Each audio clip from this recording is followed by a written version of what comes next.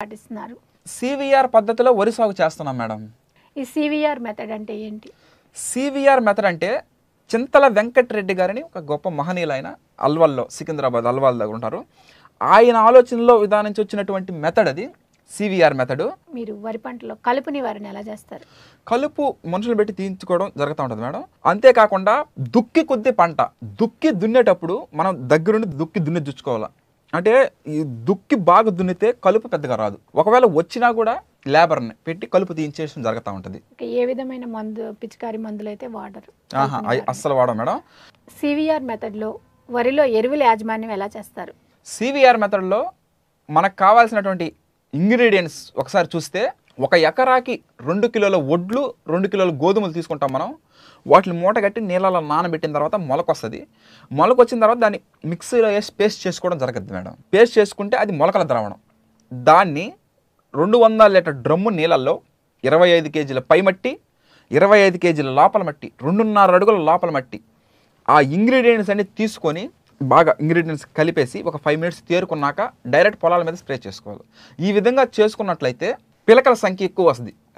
అదే యూరియా కానీ పొటాష్ కానీ ఏమి వేయకుండా కేవలం మొలకల ద్రావణంతోనే మనం ఎరువులు వేయడం జరుగుతూ ఉంది వరి సాగులో.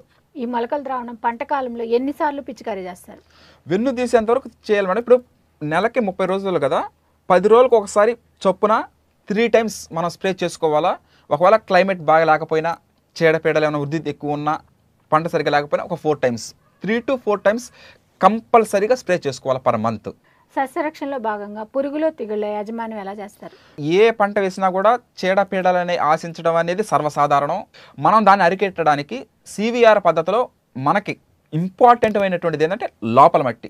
2.5 అడుగుల లోపల మట్టిలో ఉన్నటువంటి సన్నటి జిగట మనం తీసుకుంటాం. అంతే విధంగా 25 కేజీల పై మట్టి, వాటితో పాటుగా క్యాస్టర్ ఆయిల్, ఆమదం. మనం ఈ ఇంగ్రీడియంట్స్ అన్ని లోపల మట్టి తీసిన తర్వాత ఆమదాన్ని దాంట్లో బాగా కలిపెట్టి 200 డ్రమ్ము నీళ్ళలో వేసిన తర్వాత స్ప్రే చేయాలా.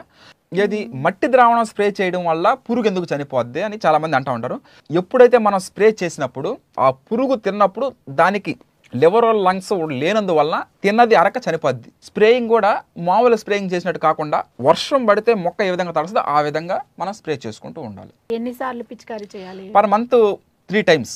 ఒకవేళ క్లైమేట్ అనుకూలించకపోతే 4 టైమ్స్ కంపల్సరీగా స్ప్రే చేసుకుంటూ ఉండాలి. ఓకే, ఈ మట్టి ద్రావణం తయారీకి ఏ రకమైన మట్టి వాడతారు? పొలంలో మట్టి అని తీసుకోవచ్చు, కల్లంలో ఉంటుంది, కల్లం దగ్గర ఆ మట్టి తీసుకోవడం జరుగుతూ ఉంటుంది మేడం. పురుగుల నిర్మూలనలో మట్టి ద్రావణం మాత్రమే వాడతారా, లేకపోతే ఇంకేదైనా వాడతారా? మట్టి ద్రావణంతో పాటుగా ఆమదం వాడతాం. అదే విధంగా గ్రోతింగ్ కోసం మొలకల ద్రావణం వాడతాం. మీరు సాగు చేసే ఈ విధానంలో వరి పంట దిగుబడి ఎంత వస్తుంది, ఖర్చు ఎంత అవుతుంది? సర్వసాధారణంగా 12,000 నుంచి 14,000 రూపాయల దాకా ఖర్చు అవుతుంది మేడం. హార్వెస్టింగ్ చేసే టైంకి 3.5 పుట్లు రావడం జరుగుతుంది. ఈ సివిఆర్ మెథడ్లో వరి సాగులో మీరు ఎంతవరకు ఫలితాలు సాధిస్తున్నారు? తోటి రైతు సోదరులకు వివరిస్తారా? ఫస్ట్ సివిఆర్ మెథడ్ చేయాలనుకున్నప్పుడు డిప్యూటీ ప్రాజెక్ట్ డైరెక్టర్ శివనారాయణ గారు ఈ విధంగా సార్ సివిఆర్ మెథడ్ ఫార్మింగ్ చేస్తాం సార్ మన పొలంలో అని, సార్ కూడా చేయండి ఏమి ఇబ్బంది లేదు అని చెప్పి ప్రోత్సహించడం జరిగింది. అదే విధంగా నెల్లూరు జిల్లా కలెక్టర్ గారు శ్రీ కేవీఎన్ చక్రధర బాబు గారు కూడా కిసాన్ మేళా జరిగినప్పుడు అక్కడ పోతే వాళ్ళు చెప్పడం జరిగింది, ఈ విధంగా చేయండి, న్యాచురల్ ఫార్మింగ్ మంచి డిమాండ్ ఉంది, ప్రకృతి వ్యవసాయాలు చేసింది ఏదైనా సరే ఆరోగ్యంగా బాగుంటారు జనాలు కూడా అని చేయమన్నారు. ఆ విధంగా నేను బేస్ చేసుకొని సివిఆర్ మెథడ్ నేను కూడా యూట్యూబ్లోనే ఇప్పుడు రైతు సోదరులాగా చూడడం జరిగింది. ఫస్ట్ నాకు కూడా అపోహ ఉండింది, మట్టి ద్రావణం కొట్టిన తర్వాత పురుగు ఎందుకు చనిపోద్ది, ఎవరో ఏదో చెప్పారు అని కాకుండా తనకై తాను అనుభవపూర్వకంగా రావాలి ఏదైనా సరే. ఇది ప్రతి ఒక్క రైతు సోదరులు కూడా సద్వినియోగం చేసుకోవాలా. ఎందుకంటే విచ్చలవిడిగా రసాయనాలు పురుగు మందులు కొట్టి పంట పండకుండా అప్పులు పాలైపోయి చాలా చూస్తూ ఉన్నాం. ఇప్పుడేం తగ్గింది, ఇప్పుడంతా కన్వర్ట్ అవుతా ఉన్నారు చాలామంది. పర్యావరణ పరిరక్షణ, ప్రజల ఆరోగ్యం ప్రకృతి వ్యవసాయం మీద ఆధారపడి ఉంది. ఈ విధంగా ప్రకృతి వ్యవసాయం చేసుకుంటూ 10 మందికి మంచి ఆహారం అందించడం చేసుకోవాలని నేను ఒక యువ రైతుగా నేను కోరుకుంటా ఉన్నాను. సస్యరక్షణలో ఆచరించే వినూత్న పద్ధతుల గురించి ఛానల్ ద్వారా చక్కగా వివరించారు. ధన్యవాదాలు. Thank you madam.